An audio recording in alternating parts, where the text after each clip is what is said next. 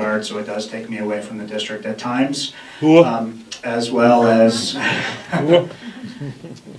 11 Bravo. Anyway, who? Airborne Infantry. Everybody can't be armor. But no, it would be nice, especially in events like that occurred at Evans the other day. I was trying to be, because Stephanie was gone and we had limited resources elsewhere. You know, at one point in time, I was the incident commander and acting as the point of contact for the news media and stuff like that. Yes, sir. So, who takes over in your absence? Who's the safety guy for the district when you're gone? We didn't have one. That's what this item's about. Okay. That is exactly what this is for. Someone that I can train. It would be a current employee, and we could offer them a yearly stipend. And while I'm out in the field, I'm talking to most of the security officers that are out in the field in the schools and getting their feel and kind of getting an idea of what their experience is and stuff like that, and try to go through a selection process. Okay, thank you. I've met with Mr. Jack Bay about this next topic, and this really would have came in handy the other day at Evans. There ain't no way. I'm asking for an emergency vehicle. There ain't no way. What are the cost liability for the district if you wreck that thing while you're running code somewhere? I'm not going to run code anywhere, sir. Okay. As long as anybody running code. I know the difference between white and amber lights and the red and blue that you and I operate. Got it. I didn't want you blasting with red lights. No, this is strictly for so that I can stage emergency equipment on it. We do a lot of nighttime stuff, building alarms that I sometimes go to in the evening, especially in the fall with sporting events that occur at nighttime. It would be nice to have a lit up vehicle so that I can assist with traffic control, with spotlight stuff. As well as the other day when we were evacuating Evans Elementary School, when they had no time to grab any jackets or anything to keep them warm. And I have a supply of emergency equipment, especially emergency blankets that are, those yellow ones that are the heat shields. And I have cases of those, and if I had a vehicle that I could stage those in and respond to a scene, that would assist in keeping those children warm during these months. Most districts have a patrol vehicle. Yes, they do. Most districts. So Mr. Bay and I, we have been talking about this. We're looking at our current resources as well as what we may do in the future.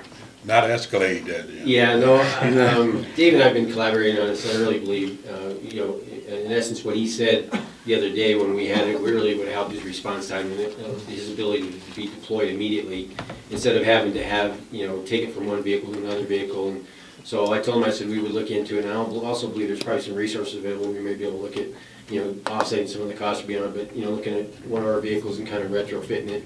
I also think it also has some benefits. We also have some, at least an identifiable vehicle that is emergency response vehicle for the district.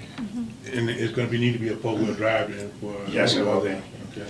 Yes. You and I got stuck many a times out here. Trust me, we know, don't we? It's interesting that when you're 11 Bravo, you walk everywhere, but when you're field artillery, you have to ride everywhere. You ride everywhere. Or a tanker. Yeah, that's true. Is it possible to have a vehicle that kind of, instead of maybe having stuff staged, but that it's staged somewhere and it can just be brought in the vehicle so it can be used in multiple purposes? Or is that even reasonable to do? No, I really believe it is reasonable. It's just what, one of the things we started briefing on a little bit, and I think what we'll do is we'll come up with a hybrid plan that we can at least convert to the point we actually get a dedicated vehicle. Yeah, that's what I'm saying. Why don't we just get him a vehicle that's dedicated for him, that's got, district signs, district signs on it. And there's also a possibility, that Gene, our transportation director, he responds to the scenes. He was there right with me at Evans. He has a district vehicle. If he's willing, we could stage some things in his vehicle, and that would be that hybrid model of having additional vehicles equipped with some equipment that we could utilize and deploy in the field. How much movement through the district do you do on a daily basis? I try to visit at least 3 or 4 schools a day. Okay, what do you currently use to visit schools in the district? I use my personally owned vehicle. Why can't you just have a vehicle that's dedicated for that? It's interesting too, if we did have a vehicle like that, we could brand it. Yeah. And it could, Falcon Security or something like that. And the reason why I'm saying that is because now you have that vehicles traveling all over the district, and parents, teachers, are looking at that, this is the security of our district, it may increase the culture of security. I know you don't want to talk long. Yeah, and I don't, and That's- I agree with you, Director Wright, not only that, but also thinking the branding stuff, it also is an awareness to the community that we're there. Yeah. And, you know, as Dave would be moving in and out of the schools and stuff like that, it would be extremely visible as well. So I think it would, you know, would help us in the enhancement of our security. And we have allowed for weapons, haven't we?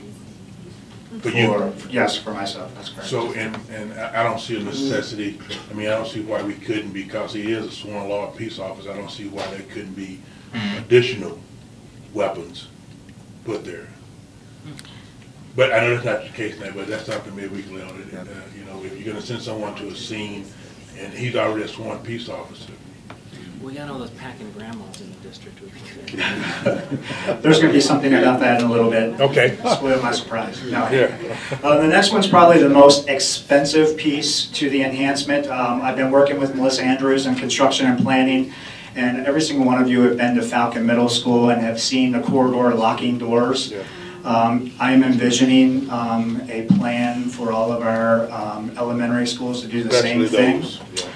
So Melissa and I are meeting with some engineers and some other individuals next week in the evening at Stetson Elementary School. That's going to be kind of like our pilot location, if you will, to get because that's our most difficult and challenging corners and stuff. So we're going to be meeting there and coming up with a plan, and so we'll be able to have a cost analysis or quote for you later on in the future. But that's probably one of my biggest ticket items that I'm going to be looking at here in the future. We're talking about security of children.